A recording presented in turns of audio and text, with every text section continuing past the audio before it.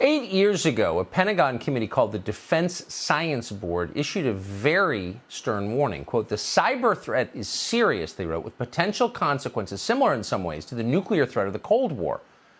Almost a decade later, it doesn't seem like the government is taking these threats as seriously as they promised they would. And suddenly those threats have multiplied. They appear to have anyway.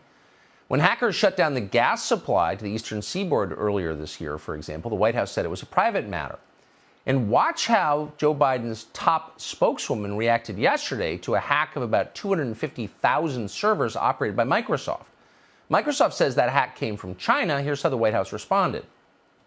In March, we heard from the National Security Advisor, Jake Sullivan. He came in here and told us that the U.S. in the near future, to use his words, would name who's responsible for the hack on the Microsoft exchange. So can you tell us who that is?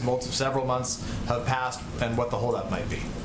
I'm happy to check with our national security team and see if they have an update. As you know, they are quite careful and thorough. I should say thorough is probably the right word in how they review and assess and provide public guidance. But we can see if there's anything more they can report out. Is the prevailing theory still that it's China, or can you not go any further than he did that? I don't think I have an update on it from what we've provided in the past. The White House also is not commenting on news today that hackers with ties to China tried to hack New York's subway system in April of this year. But the interesting thing is that not all hacks get this treatment. See if you can spot the difference when another country is involved. Watch.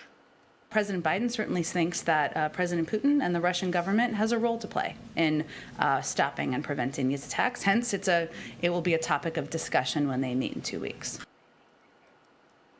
What's going on here exactly? Sincere question. Glenn Greenwald has a theory about it. He's an independent journalist. He joins us tonight. Glenn, this seems like a potentially crippling problem, these cyber attacks. We're utterly dependent on the internet. You could shut us down with a keystroke.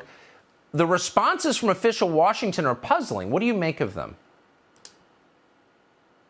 It's obviously bizarre in the sense that we're constantly talking about our massive defense budget. We spend 10 times more on defense than the next 12 countries combined. It is run through the Department of Defense. Constantly this word is invoked to justify these huge bureaucracies and these huge military budgets of we have to defend the country. And yet when you look at the defense budget, very little of it is actually about defense, things like protecting our industries and our food supply and our energy supply from actual hacks, right? That spending money to fortify those systems, that would be defense. There's very little of it that's spent on that. And you see this over and over. You know, when I did the Snowden reporting in 2013, which was about 8 years ago, which is when that report came out, $75 billion was spent on the intelligence budget. Almost all was spent on spying on American citizens, hacking into the systems of other countries. Virtually none was spent on how to do defense, defending our own country. And even during Russiagate, when there was all that hysteria about the Russians hacking our election system, people like Tulsi Gabbard, a Democratic congresswoman, would say, if you're really that worried about it, pass this bill to provide paper ballots to make sure there can't be hacking, and there was no interest in that. It seems like sometimes there's a real interest in hyping this enemy, constantly creating new programs and bureaucracies that take billions of dollars, but simple solutions to actually provide defense don't generate much interest in Washington.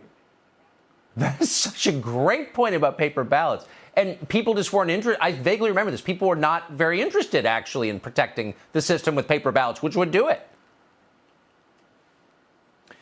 Yeah, I mean, that's what was her point. You know, Tulsi Gabbard would always say, all you do is hear about Russian interference in our election, Russian hacking of our election system. There's a really simple solution. I have a 2-paragraph bill that just requires states to generate paper ballot backups so that nobody can ever hack our voting machines because we'll have a paper backup to prove it. And I think she had like 4 sponsors in all of Congress while they were constantly babbling about Russian interference in our elections. And it just shows you that so often these things are pretext to build massive budgets that really have nothing to do with the interest of the American people.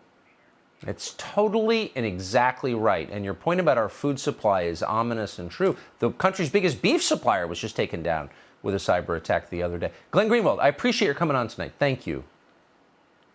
Good to be with you, Tucker. Thanks. Hey, Sean Hannity here. Hey, click here to subscribe to Fox News YouTube page and catch our hottest interviews and most compelling analysis. You will not get it anywhere else.